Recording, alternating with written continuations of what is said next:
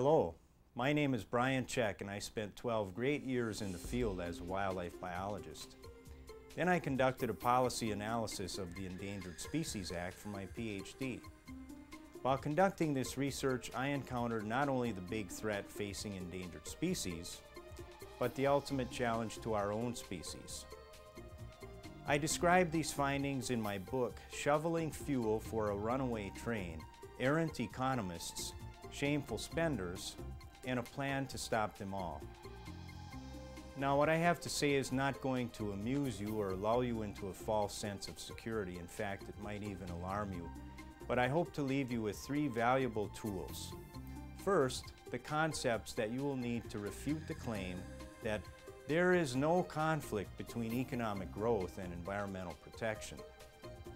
Second, however, an understanding of why the majority of Americans actually believe that there is no such conflict.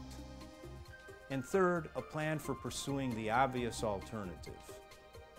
That alternative, of course, is a strong but stable economy. Contrast this with the perpetually bloating economy touted by today's American leadership.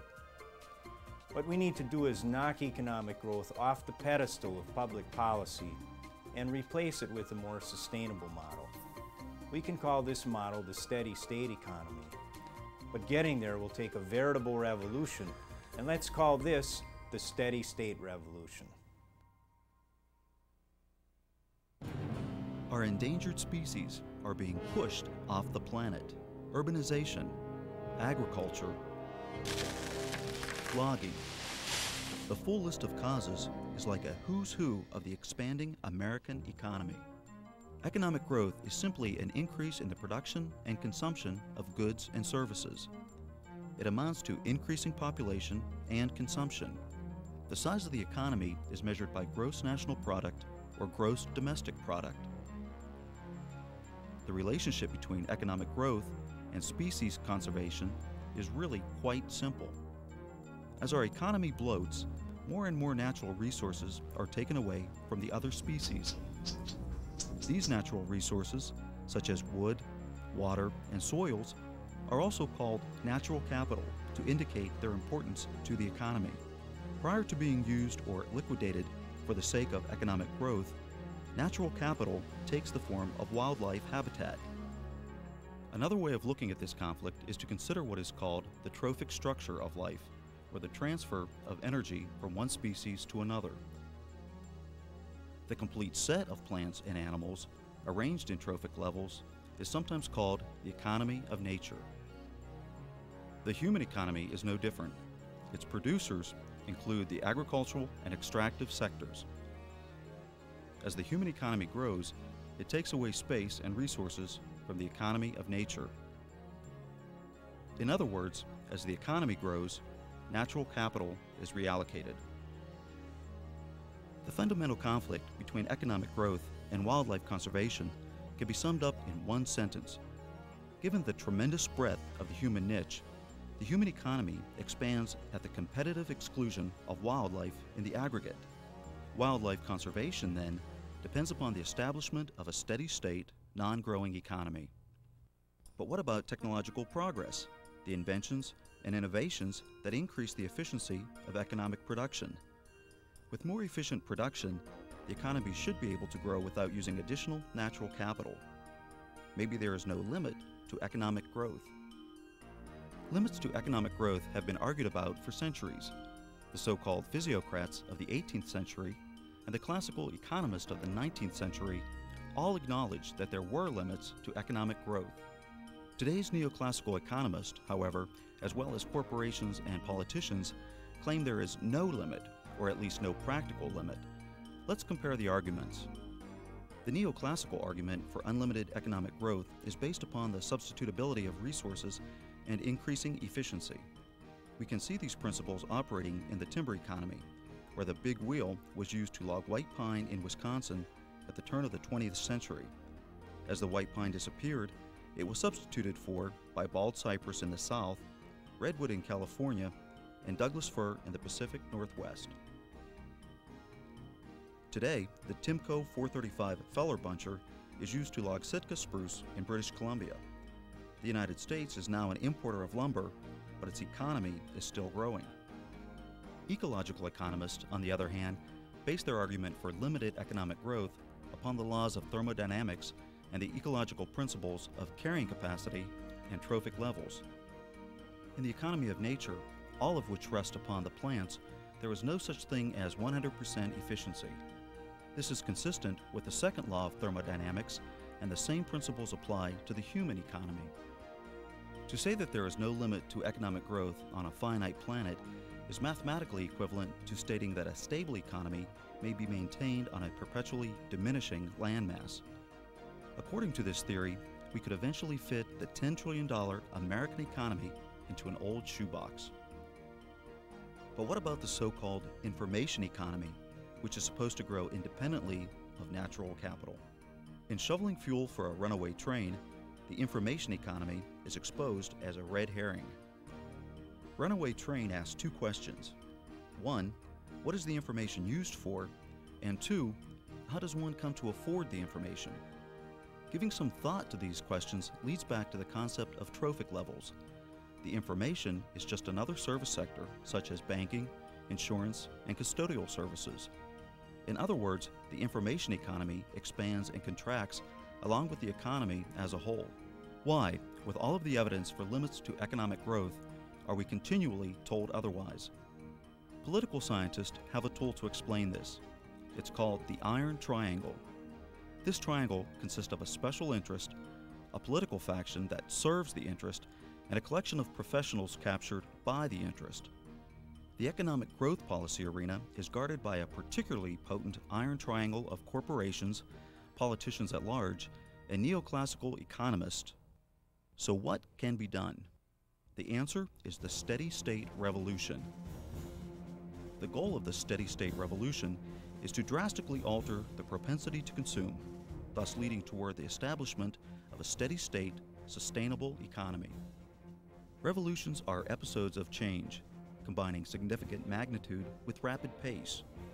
Political scientists have shown that the most successful revolutions are nonviolent shifts in public understanding, opinion, and attitude. The steady-state revolution is part academic, part social.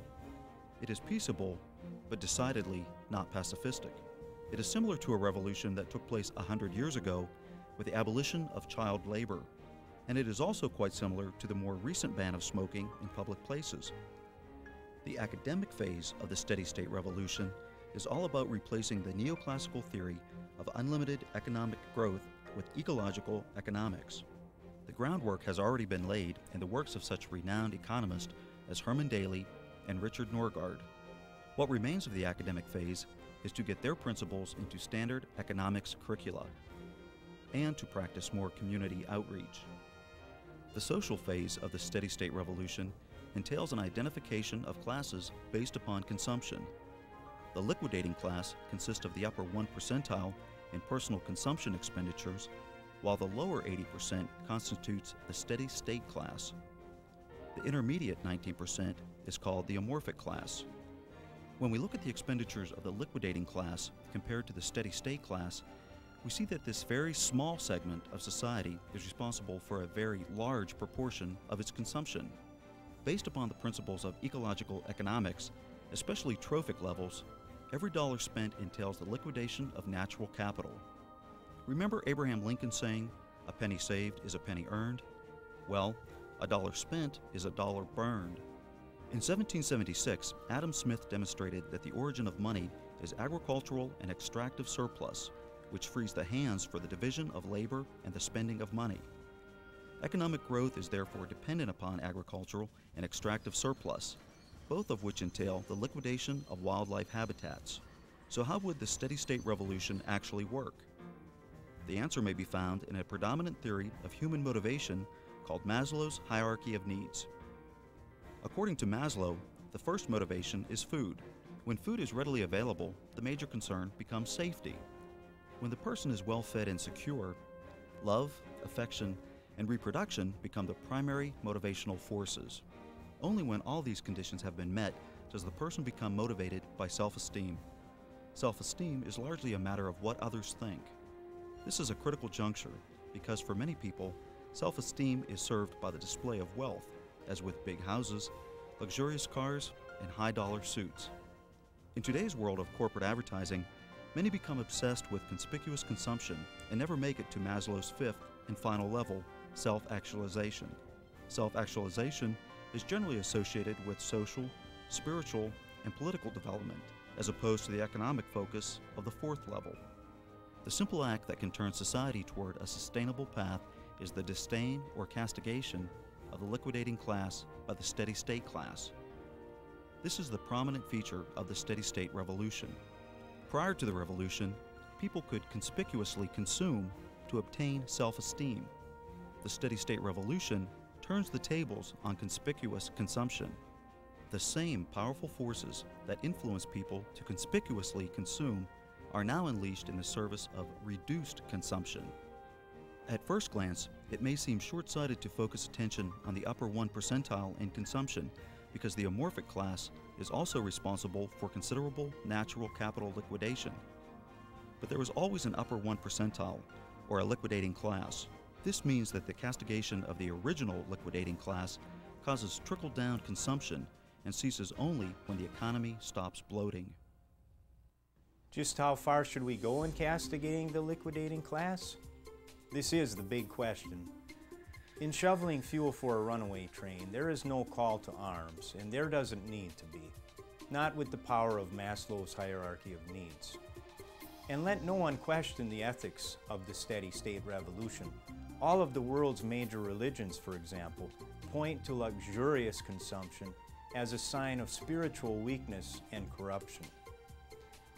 2 weeks before his untimely death, Aldo Leopold, one of the greatest conservationists in American history, said, "Nothing could be more salutary than a little healthy contempt for a plethora of material blessings." A little contempt can be healthy. It put a halt to child labor, disempowered the Ku Klux Klan, and got smoking out of our public places. Well, now it's time for a little more healthy contempt. I urge you to join me in the steady-state revolution. Let's put an end to economic bloating, stop the runaway train, lay new tracks in the right direction, run the train at a sustainable speed. The grandkids can take it from there.